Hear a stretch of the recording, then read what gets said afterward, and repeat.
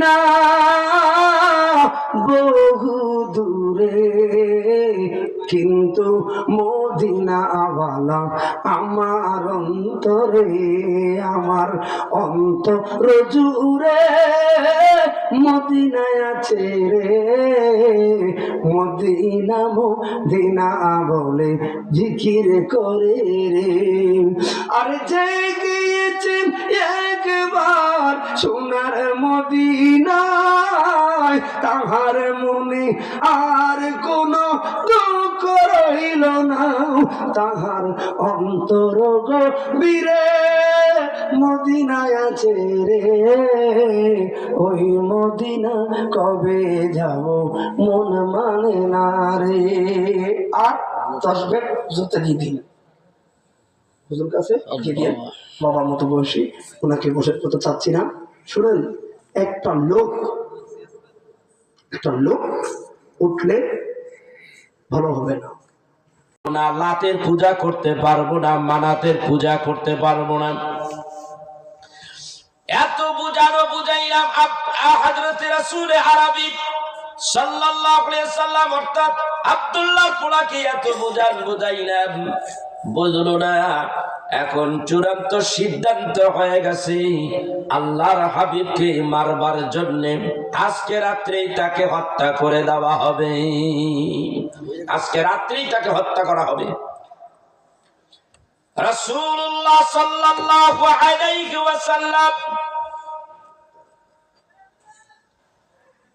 তিনি তখন ঘরের ভিতরে কাবা বাইতুল্লাহ শরীফের একটু পূর্ব দিকে জাবালে কুবাইস পাহাড়, তার পাদদেশে আল্লাহর হাবিব ঘরের ভিতরে আছে। হযরতে আলী কাররামাল্লাহু ওয়াজহাহু সেই দিনও ঘরের ভিতরে। চতুর্দিকে বাড়িটা ঘেরাও করে রেখেছে।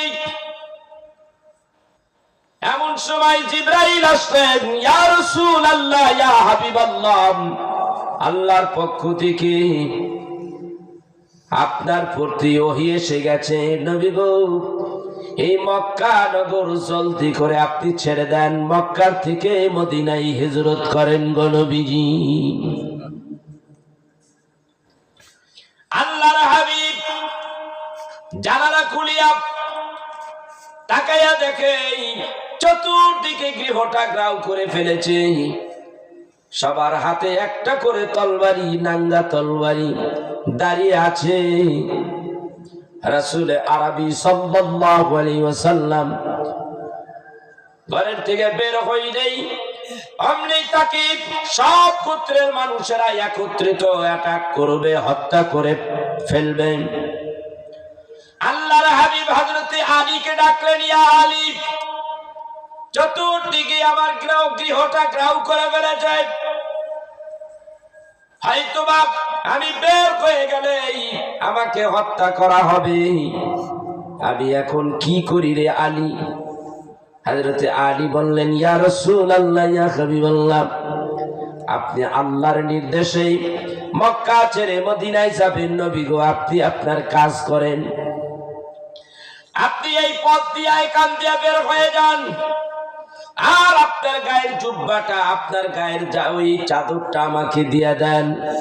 এই চাদরটা মুড়ো দিয়ে আমি আলী ঘুমিয়ে থাকবো। আর মানুষগুলি হয়তোবা খুঁজতে খুঁজতে আমাকে পাবে, আমাকে আপনি ভেবে হয়তো আমাকে কতল করে ফেলবে, আমাকে শহীদ করে ফেলা হবে গো নবীজি। হুজুর আপনি চলে যান, যাবার আগে জানতে চাই গো নবীজি, আমি শহীদ হয়ে যাব, আমি আপনার কাছে জানতে চাই গো নবীজি, আজকে আমি আপনার জন্য শহীদ হয়ে যাব, কাল কিয়ামতের দিন আপনার আমার সঙ্গে কি পরিচয় হবে গো নবীজি? দিনের নবী ডাক দিয়া বলেন, আলী রে, আমি বললাম কিয়ামতের দিন আলী রে, তরে থুইয়া আমি মাওলার জান্নাতে ঢুকবো না রে আলী।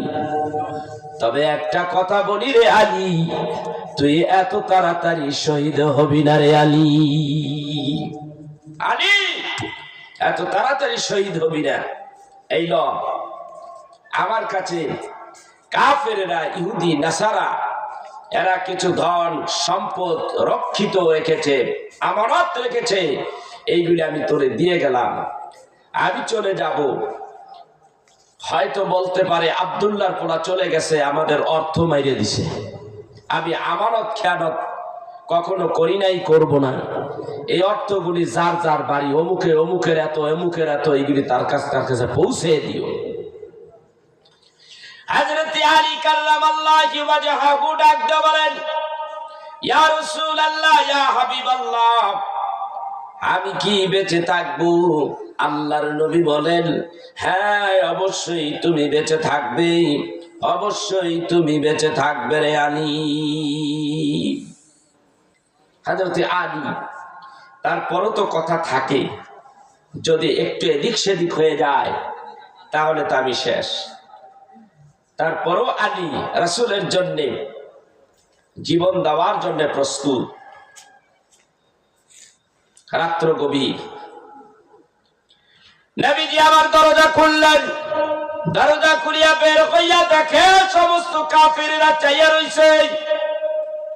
মিশকাত শরীফের হাদিসে আছে, আল্লাহর নবীকে আল্লাহ বলে দিলেন, হাবিব, পায়ের নিচের থেকে এক মুষ্টি বালু তোলেন আর সূরা ইয়াসিন থেকে কিছু তেলাওয়াত করেন গো নবীজি।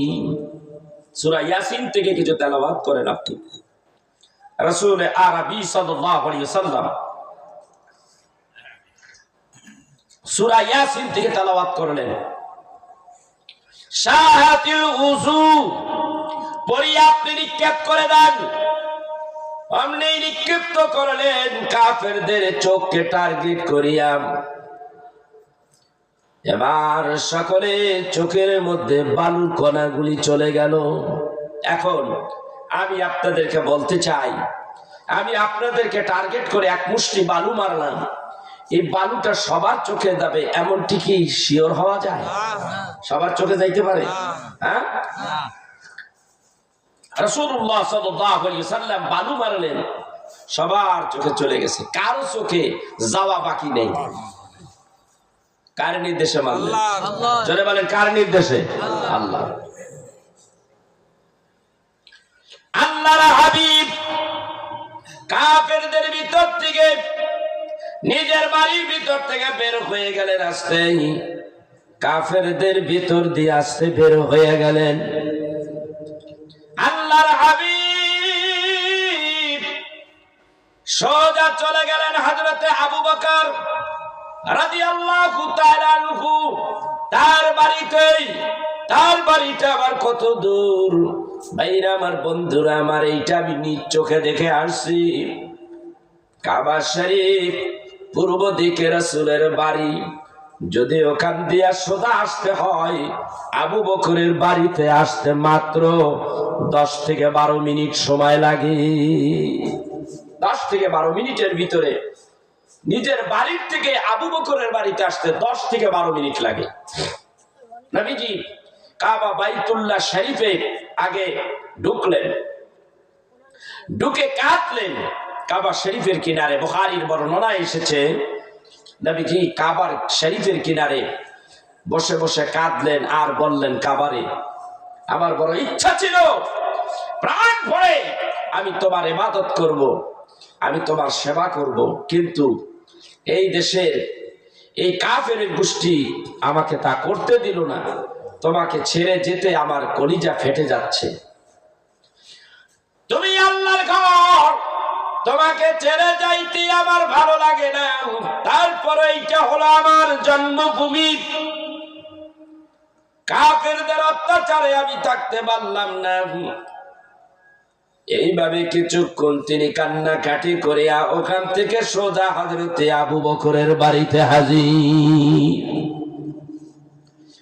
হযরতে আবু বকরের বাড়িতে আইসা দরজার কিনারে একটা ডাক দিলেন, ইয়া আবু বকর।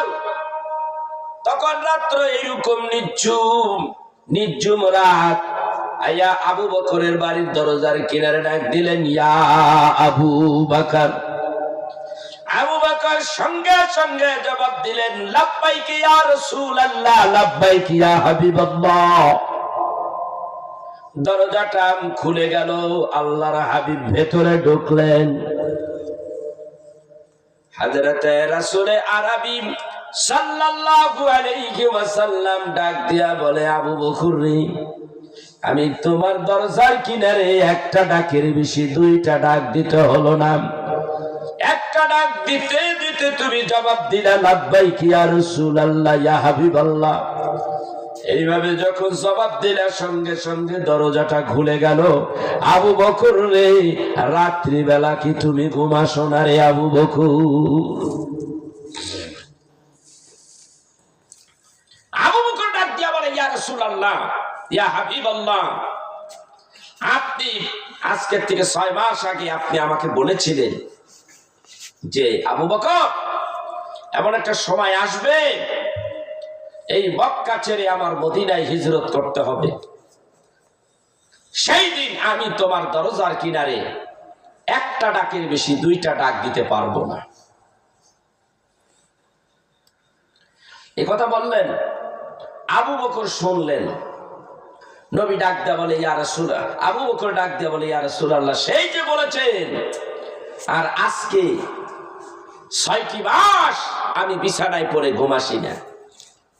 কারণ আমি না জানি কখন জানি আল্লাহর হাবিব এসে যায়, কখন জানি আল্লাহর হাবিব এসে যায়, এসে একটা ডাক, দুইটা ডাক, 5টা 10টা ডাক দিয়া ডাকের জবাব না পাই আল্লাহর হাবিব বিদায় হয়ে যাবে, আমি আল্লাহর দরবারে অপরাধী হয়ে যাব। সেই জন্য ইয়া রাসূলুল্লাহ, আজকে 6টি মাস আমি ঘুমাসি না, আপনার অপেক্ষায় আছি, কখন জানি ডাকটা দিয়ে বসে। ইয়া রাসূলুল্লাহ, ইয়া হাবিবাল্লাহ, তাহলে কি হিজরতের সময় হয়ে গেছে নাকি? আল্লাহর হাবিব বলে, আবু বকর রে, হিজরতের সময় মানে এখনই বের হয়ে যেতে হবে, দেরি করা যাবে না, এই মুহূর্তেই চলে যেতে হবে।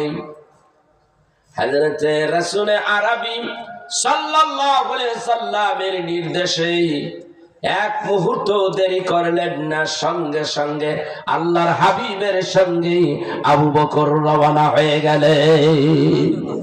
এই হলো ভালোবাসা, এই হলো প্রেম, এই হলো ইশক, এই হলো ভালোবাসা। সঙ্গে সঙ্গে বের হয়ে গেলেন। রাত্রি গভীর। এখন আবু বকর রাদিয়াল্লাহু তাআলা আনহু তার বাড়ির থেকে, যেখানে তিনি জাবালে সৌর পর্বত, ওখানে যাইতে সময় কতটুকু লাগতে পারে, উপরে উঠবেন আর কাবা শরীফের আবু বকরের বাড়ির থেকে জাবালে সুরের পাদদেশ, পাহাড়ের নিচে, এখানে আসতে অর্থাৎ যাইতে তাদের সময় লাগবে সর্বোচ্চ 1 থেকে 1.25 ঘন্টা, এর বেশি নয়। উপরে উঠতে 2 ঘন্টা। আর যদি আল্লাহ তাআলা কোন বিশেষ কায়দায় উঠায় সেটা ভিন্ন কথা। আবু বকরকে নিয়ে রওনা হয়ে গেলেন, তাও আবার 2টা ঘোড়া। এটা হাদিস শরীফের মধ্যে আসছে, 2টা ঘোড়া আগের থেকেই তারা রেডি করে রাখছিল যে যে কোনো সময় ডাকতে পারে। তাহলে ঘোড়া 2টা আমি আবু বকরের পক্ষ থেকে আল্লাহর হাবিবের জন্য তোহফা, হাদিয়া স্বরূপ এটা লালন পালন করে রাখি। ঘোড়া 2টায় উঠলেন। ঘোড়া দিয়ে সে যাইতে হলে সর্বোচ্চ 40 মিনিট, 30 থেকে 40 মিনিট, এর বেশি না, যেটা আমি মেপে দেখলাম।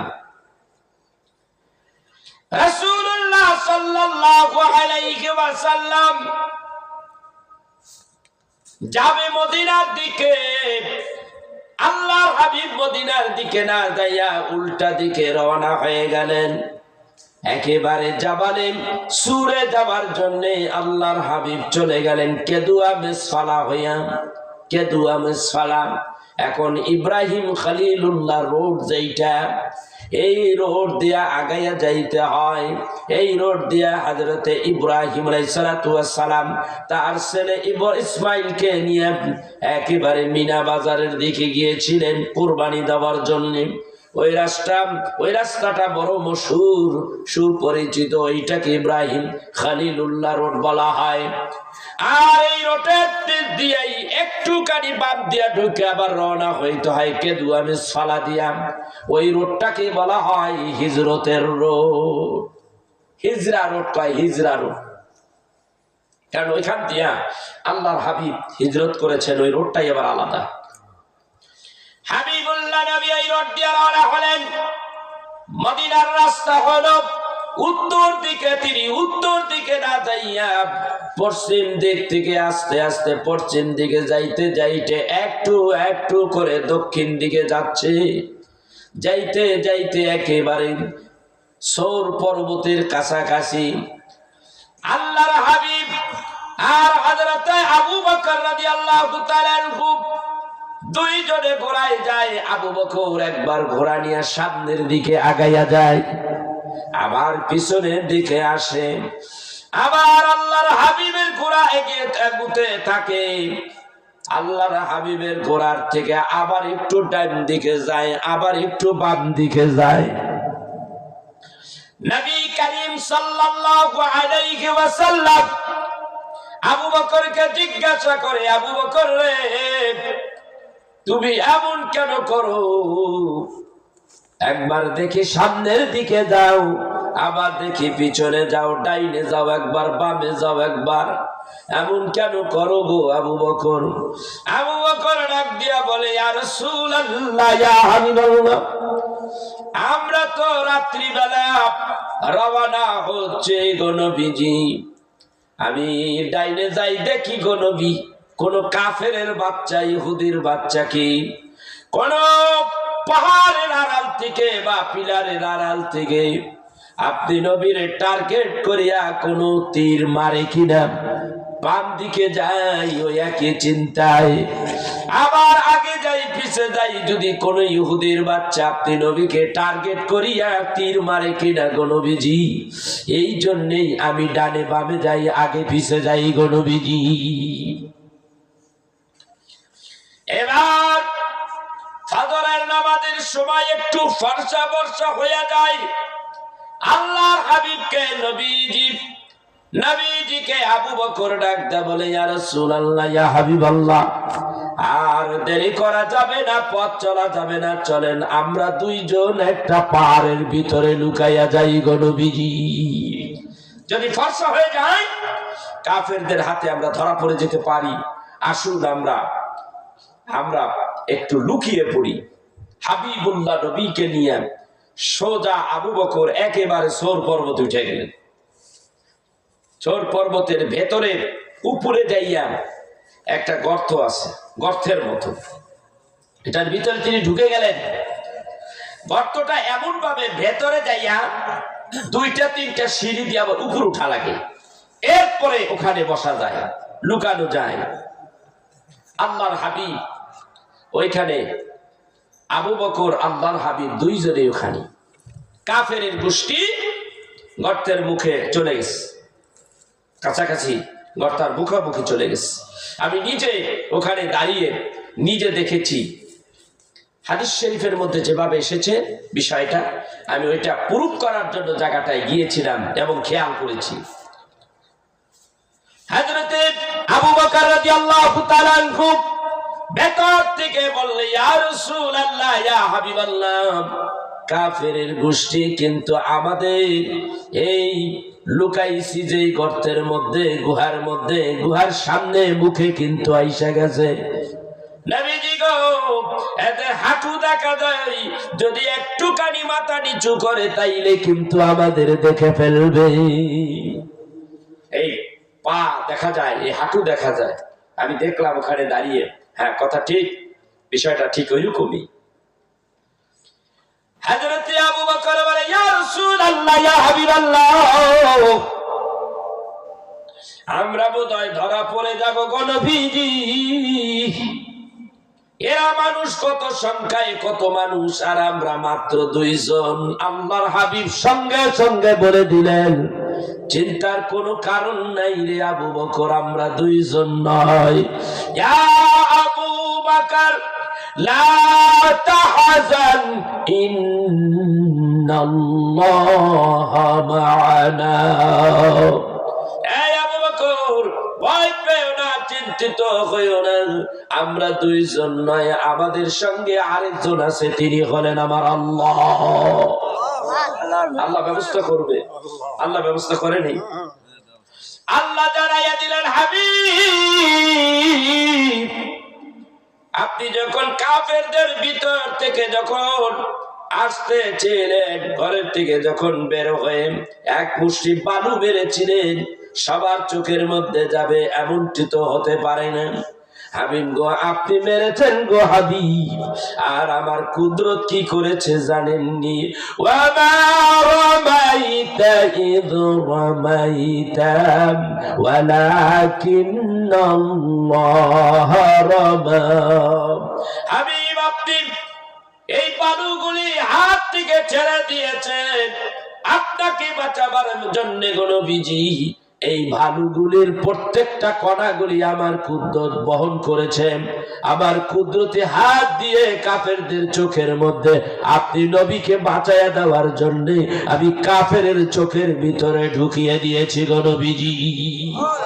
একটা লোক, একটা কাফের আমি বাঁচিয়ে রাখি নাই, একটা কাফের আমি চোখ খালি রাখি নাই, প্রত্যেকটা কাফেরের চোখের মধ্যে আমি বালু কণাগুলি ঢুকিয়ে দিয়েছি আপনি নবীকে বাঁচাবার জন্য। আজকে এই গুহার ভিতরে এসে আপনি ধরা পড়ে যাবেন, এটা তো হতেই পারে না। ভরসা তো আপনি আমার উপরে করেছেন, ব্যবস্থাও আমি করে দিলাম। আল্লাহ রাব্বুল আলামিন কাফেরদের অজান্তে 2টা কবুতর 1 জোড়া ডিম নিয়ে বসে আছে। সুবহানাল্লাহ কইবেন না?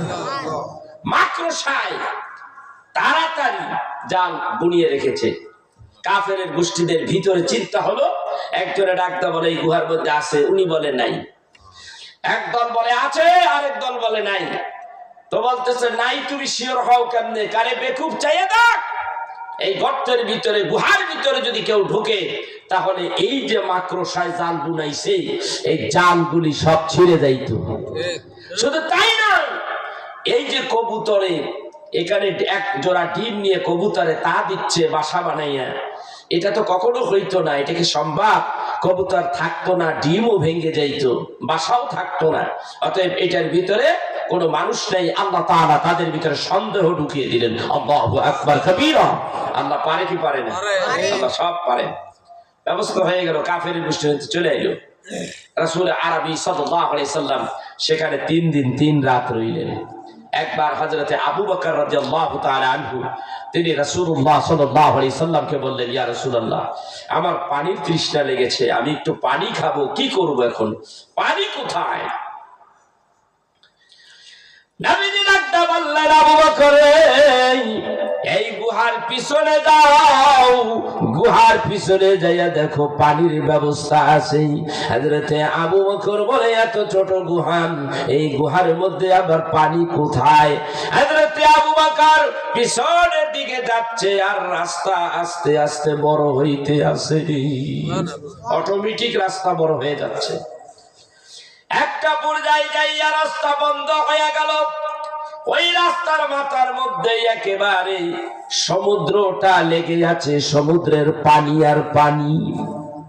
আবু বকর, পানি চাইছো রে আবু বকর, তুমি কত পানি চাও? কত পানি খাইবা? তুমি জলদি করে খাও। দিনের জন্য, আল্লাহর হাবিবের জন্য এত মুহাব্বত, এত মেহনত করতেছো, আমি আল্লাহ রাব্বুল আলামিন তোমার জন্য কি একটু পানির ব্যবস্থা করতে পারি না? আমার হাবিবের জন্য যখন এত কষ্ট করতেছো, ঢোকার সময় আবার একটা ঘটনা ঘটে গেল।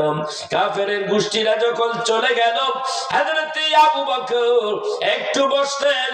আল্লাহর হাবিব ক্লান্ত হইয়াও আল্লাহর হাবিবের মাথাটা আবু বকরের একেবারে রানের উপরে, উরুর উপরে দিয়া আল্লাহর হাবিব একটু তন্দ্রায় গেলেন, ঘুমিয়ে পড়লেন। সুবহানাল্লাহ বলবেন না? আল্লাহর হাবিব ঘুমিয়ে গেলেন। ইত্তফসরেই একটা সাপ বের হইয়া আবু বকরের পায়ের মধ্যে কাপড় লাগাইয়া দিছে। এর কারণ হলো আবু বকর গর্তের মধ্যে আমার রাসূলের আগে আবু বকর ঢুকছে। আল্লাহর হাবিবকে ডাকতে বলে, ইয়া রাসূলুল্লাহ, ইয়া হাবিবাল্লাহ, এই গর্তের মধ্যে আপনি আগে ঢুকবেন না আমি ঢুকবো? নবীজি গো, এই গর্তের মধ্যে সাপ বিচ্ছুর গর্ত থাকতে পারে গো নবীজি, এইটা পাহাড়িয়া অঞ্চল গো নবীজি, আমি তাই ভেতরে যাব, আগে ব্যবস্থা নেই গো।